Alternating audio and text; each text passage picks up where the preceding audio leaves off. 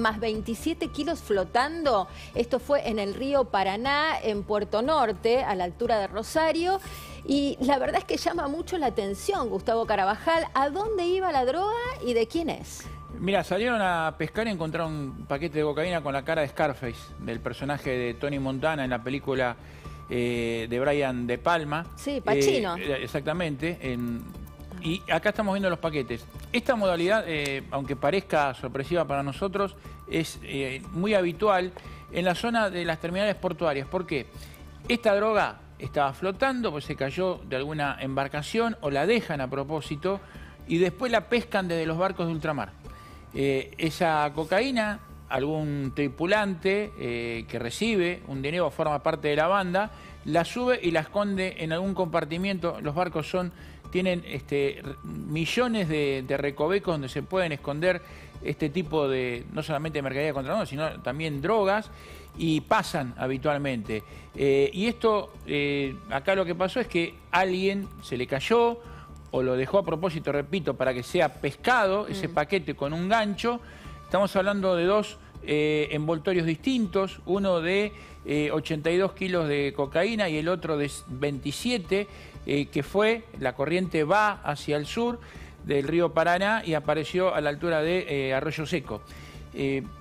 Insisto, esta es una práctica habitual, o se deja en el río Paraná o bien también en la desembocadura del río de la Plata, para que sea pescado por algún tripulante. Se sube al barco, se estiva en alguno de estos rincones, detrás de algún mamparo, y después, cuando llegan a puerto, se pasa al otro integrante de la banda.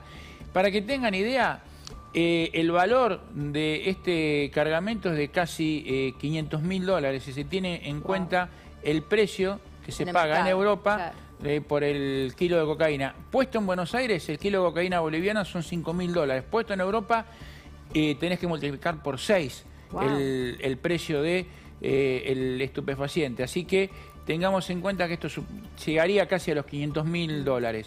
No hay detenidos. ¿Esto iba a Europa o a Oceanía? Mira, hay antecedentes de cargamentos de droga que se han estivado en el puerto de San Lorenzo, que es Puerto San Martín, está un poquito más arriba, un poquito más al norte de Rosario, es el término correcto, y que han aparecido en Australia, pero también pueden tener destino final a Europa. Esa es la que habíamos ahí, es la lancha, que es una lancha típica de aquellos que realizan la actividad de la pesca en Rosario, que tiran las redes, es pesca de río, pesca de arrastre también que se le dice, y esa lancha es la que se utilizó para transportar la cocaína. Insisto, esto para nosotros es sorpresivo, pero es una práctica habitual. Se deja la cocaína flotando en el río, vienen, la pescan y algún tripulante de un barco la carga y la lleva al destino final que vos marcabas recién.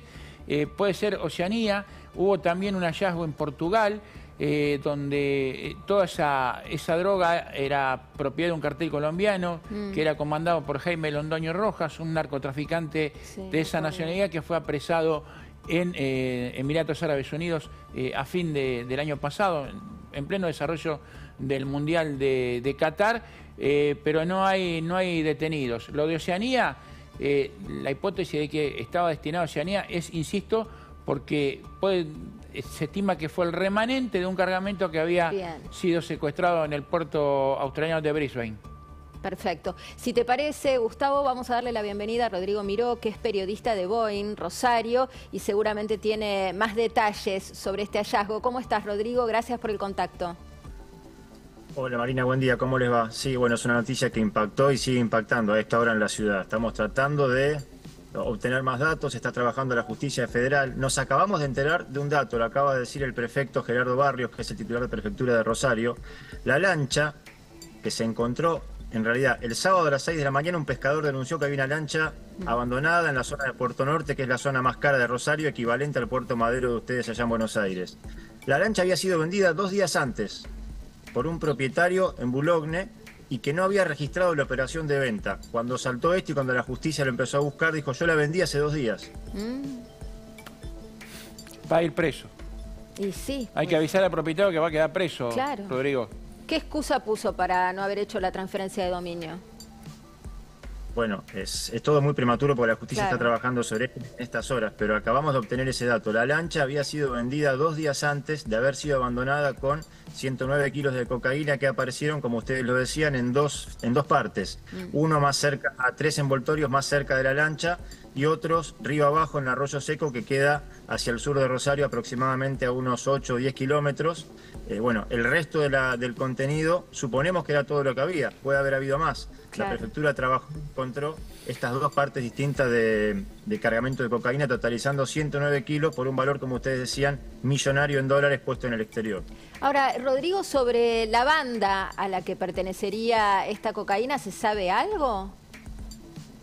No se sabe todavía. Bueno, ustedes tenían la primera de las hipótesis, que es que haya sido un desprendimiento de un cargamento de Oceanía. Pudimos saber, sin confirmar todavía extraoficialmente, que ayer se allanó un buque que salía de la Argentina con destino al exterior para saber si era ese buque en el cual se había cargado, o si iba a cargar, o si había más cocaína en ese barco.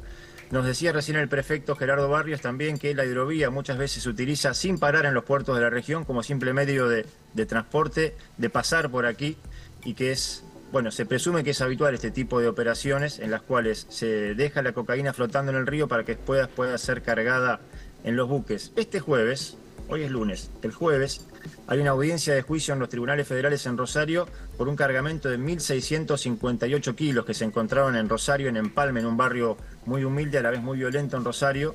Ustedes recuerdan aquel cargamento que tenía destino hacia la zona de Dubái para después llegar al Mundial de Qatar.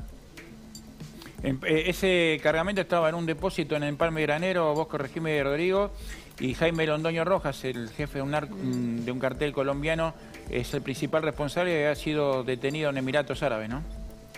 Así es, sí, lo que se pudo establecer después con la investigación de la Procunar y la Justicia Federal fue que colombianos habían establecido en Funes, una localidad muy cercana a Rosario, donde hay barrios residenciales, en un barrio privado en Funes, se habían establecido para diagramar toda la operación, en la cual no había participación de las bandas narcos que se reconocen en la ciudad de Rosario, simplemente se utilizaba Rosario como puerto de destino para almacenar la droga acá y luego llevarla hacia el exterior, insisto, con destino a Dubái, para que llegara a tiempo, esa era la expectativa, para el Mundial de Qatar, con un valor de 30.000 euros aproximadamente, o dólares, el kilo de cocaína. Claro. Ahora, Rodrigo, pensando en que el hallazgo de esta embarcación se produce después de un llamado, entiendo, un llamado anónimo alertando sobre que esta embarcación estaba allí, etcétera.